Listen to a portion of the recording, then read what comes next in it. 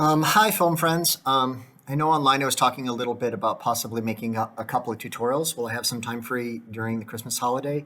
If you don't know who I am, my name is Mike White. I'm actually a video and film professor at Wayne State College in Nebraska. This video was kind of spurred by some conversations that I had with some of the younger filmmakers. I had recently listened to a podcast where young filmmaker said that he had made a feature film and it was really difficult and frustrating, and that he had, his premiere project fail. And I think a lot of the problems that people have in making a feature is that their pre-production skills probably aren't where they should, and there's a lot of considerations people don't make in advance. I just finished a feature film that was on schedule and under budget, and we had no technical problems in post-production. We did, a lot of ADR, but that's really more of an onset issue. But really, we had no technical problems. So, and a lot of that came from pre-production and being able to spend a lot of time planning. So today I want to do a video a little bit about pre-production planning. I'm starting my new film. I just cast it. It is a feature. And it's a little shorter than my prior feature. I think it's going to be probably about an hour 35, something like that. Ever Fallen, my feature I just finished, was an hour and 53 minutes. I think first of all, we want to talk about kind of four aspects. I think one, you need to have your vision. You need to know what you want your film to look like. The scale of the project, continuity, and then the overall management. And I think if I start with, first of all, vision, you need to have a deck. If you don't know what a deck is, it's something you need to look up and probably figure out. A deck is actually something that you use when you pitch projects, usually for funding, and it's usually kind of a list of other films that look kind of similar and have kind of a similar look or similar feel. When we started to put this together, we knew that Vivre de Nouveau, which is my new romantic comedy that I'm working on, we really wanted it to kind of harken back to the 1960s and have the feel of a lot of international films from that time period. So, for example, our deck may have contained like When Harry Met Sally, which is, even though a more contemporary movie, has the feel of a 1950s romance movie. Sabrina, the film by Wilder, I think it's from '54, which has Humphrey Bogart in it, and Audrey Hepburn. Frances Ha, which is a more contemporary film by Noah Baumbach. And then, of course, the real classics by Truffaut and Bergman. So those types of things were something we knew as far as that goes. Scale-wise, the next film should be very simple. A lot of it's shot in academic buildings. There's movie theaters, cafes, which is very different than Ever Fallen. Ever Fallen was a very, very difficult creature.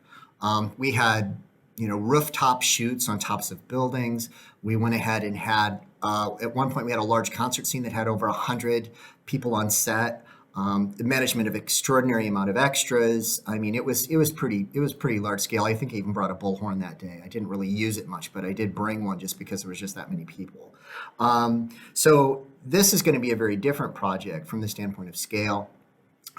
Also, continuity, I think, is probably the next thing that we need to talk about. Ever Fallen was very, very difficult. I mean, there were 36 scenes, lots and lots of costume changes, really extensive costume changes. The costumer and wardrobe person had to do really extensive management of what costumes were worn on each day and those types of things as well. And we'll go through that more when I talk about the script prep documents. And then just overall project management. That's something that you can learn at basically any level. But I think from the standpoint of managing files, there's something we call industry standard self-contained project management. So for example, we had a professional colorist in Los Angeles that we were talking about shipping the film off to, and there's a particular format that those files need to be set up in. And when I say that, I don't mean, file format, but I mean an organizational format. So when they get the drives, they're able to go ahead and upload that and make those changes. Now, ultimately, we did not go with that colorist. We actually had a local colorist that we liked better. So we actually went with that one and didn't have to ship that off. But that self-contained project management saved us a lot of problems later. So that's a completely different video that we'll go ahead and develop. But I think from this standpoint, we'll talk about that. I had some very particular ideas. I don't want to get into the technical part of it, and that's actually my least favorite part of the filmmaking.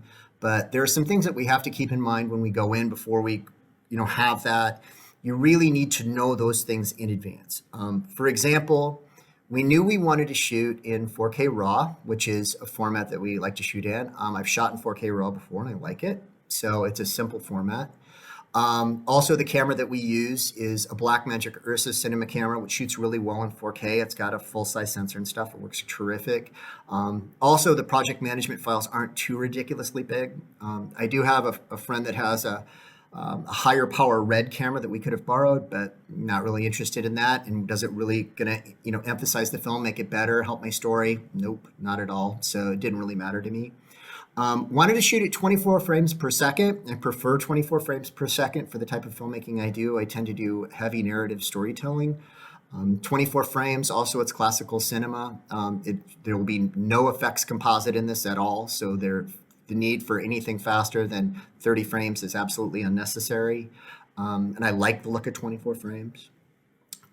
We went through and also talked about aspect ratio. And I had a really difficult time. I mean, I looked at 2.39 and just decided it's just absurd, so I didn't want to do that.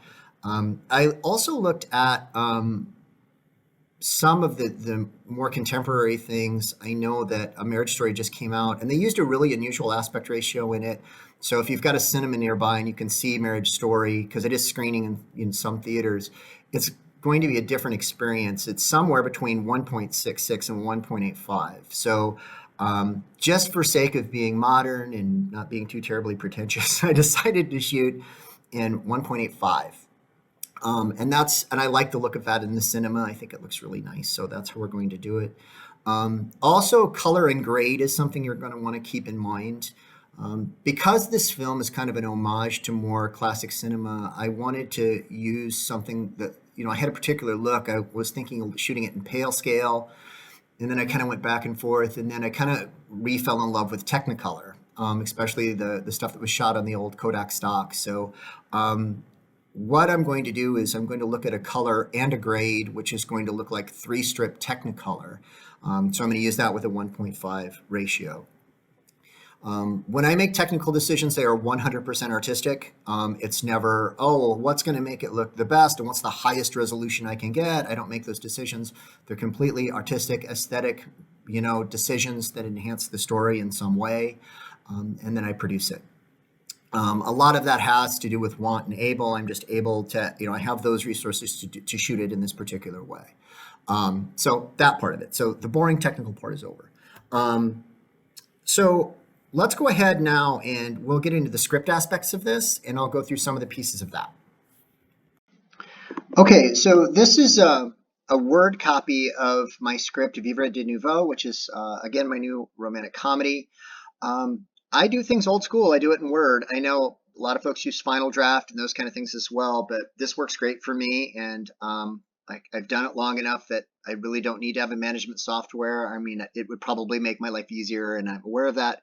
But I want to talk a little bit about some of the organizational documents. So first of all, we're going to go ahead and move through it. So here's, of course, is my title page and stuff. And this is basically a very standard format. We've got, of course, the characters. These are really light descriptions. There's not a whole lot here because it's really more for me. And then, of course, some minor roles, which I don't even have really too much description on, but I'll probably come back and do that. But what we're really after is the organizational things. Now, one of the things I do that's probably a little outside of the norm, and this goes back to when I was a novelist, is that I tend to go ahead and name the scenes. So here we have the scene guide, but I went back through, and for each scene I actually have a name which summarizes what happens. It's very difficult a lot of times for cast and crew to remember exactly what happens in each scene. So for example, scene 6 is the lunch in Gavin's office, which is very easy if we go by that to go ahead and help us remember. And also too, they do get kind of close together, and people say, well, was that this scene or that scene? So we're able to go ahead and do that. So this is just our basis. Now, what I'm going to do is I'm going to scroll to the next part, and then this is our locations document. We tend to go ahead and schedule by location. So what you're going to see here is you've got obviously here like scenes 1 and 4 we know are at the auditorium, and these are the locations that have already been secured. You're going to see a couple of TBAs because we haven't quite found the right one yet. But part of this has to do with scheduling. So it looks like we may be able to shoot scenes 1, 4, 2, and 5 probably all in one day, but we actually will do that when we develop that schedule. Also, too, for example, you'll notice a lot of these are out of town. So here's for our days in Omaha. We can probably shoot this particular scene. Also with the Dulce scene, which is scene 15 in Omaha. I'll probably do Dulce in the morning, and then in the evening go ahead and do the loft scene here. So a lot of this comes down to scheduling. So this helps everyone as far as location for us really is the primary factor in creating schedules. And then, of course, we're just changing costumes and just changing makeup as that works. The changing of makeup isn't really so vital in this, but in Everfallen, there was lots of changing makeup because we had lots of young girls that had particular, punk outfits, and then they wouldn't be punk and they would go back and forth. So for this, though, as far as, costuming and stuff, we also have another guide, but it helps us a lot in that. So the next one we have is going to be characters needed by scene. So this is the names of each of the characters, and you'll notice there are extras in certain places and stuff. So this helps us from the standpoint of organization of, how can we organize everybody where they need to be. Also in casting, I was able to go ahead and give people an estimate of how many days of production that they would actually be in. So for some, we've got some folks from, central Iowa that would be driving quite some ways. It allows them to know, well, how many days of shooting is this for me, and what kind of commitment is this? Especially when you have a project that's paid on distribution, people are they're funding their own transportation costs, and then there's always the if and when it gets sold type of a situation as well. So one of those. We also have scenes by character, which are listed here. You're going to see this. And this was actually something that we went ahead and used when we did the recruiting process. So folks could actually go ahead and see how many days. You'll see Gavin's 23 days because he's the lead in the film. And then, of course, Elena's 17. And then it kind of goes down from there. So we're actually able to do that.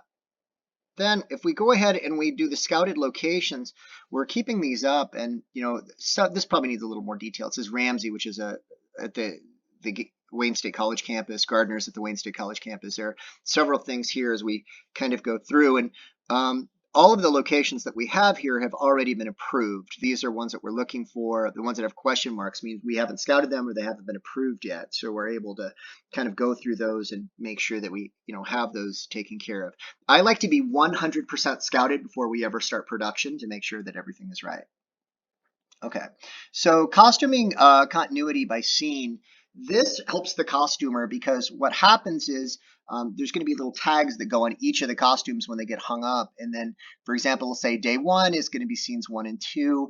Day 2 is 3, 4, and 5. Now, this matters when you shoot out of sequence. So what will happen is the costumes will all be labeled with these green tags that go on the hangers and allow them to go ahead and know which is which. So if we say, okay, we're shooting scenes, 4 and 10 today, then we know to grab the costumes from day 3 to such and such. Now, because Everfallen took place over a period of about 6 months, storyline-wise, we actually went in and along with this, we actually created a fictitious calendar. This was August, this was September, and those types of things as well to go ahead and have a seasonal continuity. We're also going to have an issue too because one of the characters in the film is pregnant. So we're going to have to go ahead and get the pregnancy belly out, and at one point she's going to have to show that she's pregnant. So that's something that we have to go ahead and do as well. So it's going to be interesting as we kind of go through that because as the film goes on, she gets a little bit more pregnant. So Amanda Bean is actually playing that character, Sophie. So we'll have to go through that.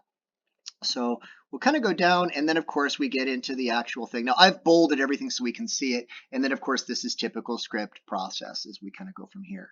Now these all help us on the pre-production side, and I actually leave these on the front of the document so they can go ahead and go out to everyone in the cast and the crews so they can use these forms. And these become very vital, especially for the costumers, the makeup artists, the people that are involved in that part of it as well. So we've got a really good idea. Also, as far as scouting locations and stuff, I'm big on blocking windows. We typically will go out and block windows and have things set up and as well. I'm just going to wrap up a little bit with the importance of your project binder. I won't get into a big thing because I think pretty much everybody who does this knows they need to have a project binder. So here's my new one for my latest film, and of course it has everything in it. It has all the casting sheets, and let me get this up. It's got the casting sheets and all the other stuff in here as well. Headshots. I've got paperwork, scripts. Actually, I even keep my scouting photographs. You'll see there's scouting photographs there as well in your binder. So you want to make sure that you have all those things done. Of course, everyone I think probably knows the importance of scouting and knowing where your power is, having permissions and permits and those things as well. So you want to make sure that that's the case. I don't wing anything.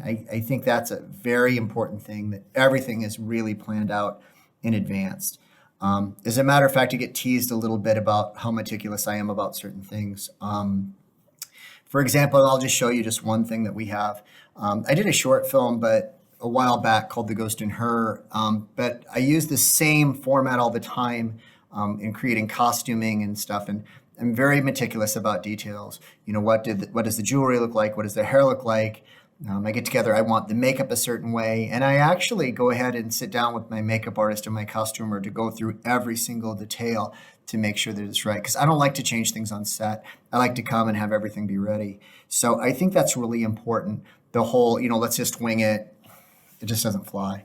Also too, and I think it's important, and I won't, get into it too much, but I have very little tolerance for unprofessionalism when it comes to cast. It's like, oh, I can't make it. I get, upset. So I think one of those things as far as, and of course people have good reasons, that's okay. But I mean, as far as the professionalism and making sure deadlines are met, I think that's very important. And I think it's an expectation. It's an expectation of life, and it's an expectation in making films. So with that being said, though, I am going to go ahead and show just a little tiny bit of The Ghost in Her, just a second of it. And then I'll go ahead and I'll show the costuming sheets just so you have an idea of what that looks like. Now, this is for basically a single scene. So it's pretty simple, but I've got a pretty good idea of how that works. And I correlate it over to regular film, full-length feature filmmaking as well. So here what you're seeing is the costuming for Alex, which is here in the upper right. You'll notice that the t-shirt actually, that t-shirt was based on a vintage shirt that we could not afford, but we were able to recreate. Also, you'll see that kind of the post-punk girl who's actually Grace, played by an actress named Shelby Haggard, and who's also in Never Fallen, by the way. But all of these little details went in, and they actually made the film really work out well. Okay, so with that being said, if you have any questions on any of this process, please go ahead and leave a comment below, and I'll be happy to answer it. I'm sorry about the length of this, but I wanted to get into things a little bit and kind of push Iowa folks and Nebraska folks to make your feature films, and don't be daunted by the process.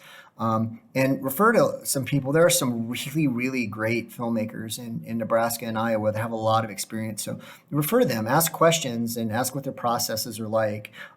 Be open to it. You can learn a lot from people if you're willing to listen. I'm always trying to find out better ways to do things, and always reading and watching and learning all the time. It's just going to make you a better filmmaker.